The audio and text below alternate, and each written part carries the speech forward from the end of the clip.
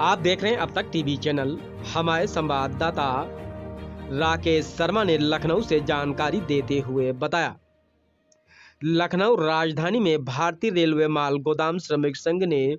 10 दिसंबर को majestic hotel Lucknow में एक दिवसीय प्रदेश कार्यकारिणी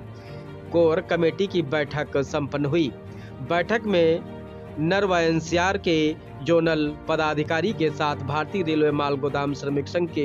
राष्ट्रीय प्रभारी मनोरंजन कुमार के द्वारा भारत सरकार रेल मंत्रालय एवं श्रम मंत्रालय के द्वारा संगठन के 13 सूत्री मांगों को स्वीकृत हो जाने के बाद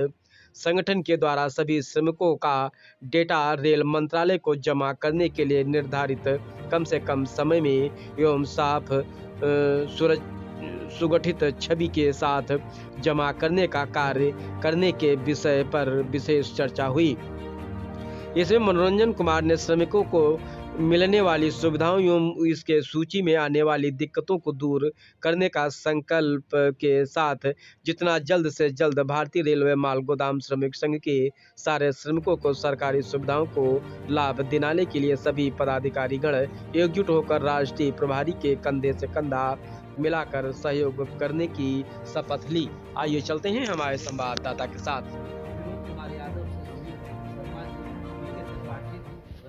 अनिल कुमार लोहटी और वर्तमान में भी जया वर्मा सिन्हा जी, उनके साथ लगातार हमारी बैठक चल रही है और मजदूरों को सीधे खाते में पैसा उसका पहुँचे के लिए सही वेतनमान सुनिश्चित हो, रेलवे के कर्मचारी को पहचाना जाए, इसके लिए पॉलिसी सरकार ने बनाई और जो पूरा पैसा है सरकार ने पूरे हिंदुस्तान से अलग अलग उसका समुचित डाटा संगठन को जमा करने के लिए लगातार 6 महीना से इसके लिए प्रयास चल रहा है। यही डाटा को हम कैसे सही समय में पूरा संपन्न करके सरकार हमारे सभी पदाधिकारी एक इस दिशा में लगातार काम करते हैं। हम कम से कम तमाम विषय सर, कितना कार्यकर्ता अभी आपके इसमें संगठन में काम करेगा? हिंदुस्तान के जो माल गोदाम श्रमिक कार्यकर्ता तो हजारों की संख्या में, लेकिन पूरे भारत में जो माल गोदाम मजदूर काम करते हैं उनकी संख्या लगभग 6.5 लाख के आसपास मजदूरों की है और लगभग 6 लाख संगठन एक्टिव मेंबर। चलिए सर, आप अपना परिचय देते हुए बताइए, यह जो कार्यक्रम कराया जा रहा है इसका मेन उद्देश्य क्या है? मैं सबसे पहले आप सभी मीडिया बंधु जो समाज के सबसे अंतिम पंक्ति में गुजर बसर करने वाले मजदूरों की आवाज़ को देश के सभी महानुभावों तक जो आपके माध्यम से पहुँचेगा, इसके लिए मैं सबसे पहले आपका हार्दिक करता हूँ। आज लखनऊ में हमारा नॉर्दर्न रेलवे इलाहाबाद के अंतर्गत आने वाले सभी वरिष्ठ पदाधिकारियों की बैठक रखी गई। इस कार्यक्रम का मुख्य उद्देश्य है 1998 से हमारी संगठन भारतीय रेलवे माल गोदाम सर्विस जो रेलवे माल गोदाम के श्रमिकों को अधिकार की लड़ाई लड़ते हैं। इस 26-27 साल के संघर्ष में इस संगठन के माध्यम से और हमारे संगठन के राष्ट्रीय महामंत्री श्री कुमार पासवान जी के नेतृत्व में भारत सरकार के समक्ष कई कैबिनेट का बैठक हुआ, त्रिपक्षीय बैठक हुई, सड़क से लेकर संसद तक आंदोलन चला। सरकार ने 2014 में जब नरेंद्र मोदी जी की सरकार आई और उससे पहले जब इस देश के अटल बिहारी वाजपेयी जी प्रधानमंत्री थे, सबसे पहला त्रिपक्षीय बैठक हमारा 28 अक्टूबर 2003 को तत्कालीन श्रम मंत्री साहब श्री वर्मा जी उस समय पहला भारतीय रेलवे माल गोदाम श्रमिक संघ ने इस देश में माल गोदाम के मजदूरों के बारे में की स्थिति, इस देश के लिए महत्वपूर्ण भूमिका सरकार के समक्ष रखी और सरकार ने यह माना कि जब तक रेलवे माल गोदाम के श्रमिकों को हम मुख्य धारा से नहीं जोड़ते हैं, उसको रेगुलाइजेशन नहीं करते, श्रम कानून में उसके लिए संशोधन करके जगह नहीं बनाया जाए, तब तक पूर्ण तरीके से न रेलवे का विकास हो सकता है और इतना महत्वपूर्ण स्थान निभाने वाला रेलवे माल गोदाम के श्रमिक ₹1 में 70 पैसे की आमदनी रेलवे को आती है। और उसका एक मुख्य धुरी माल गोदाम के श्रमिक है, उसका वाजिब हक अधिकार है, उसको श्रम कानूनों के संविधान के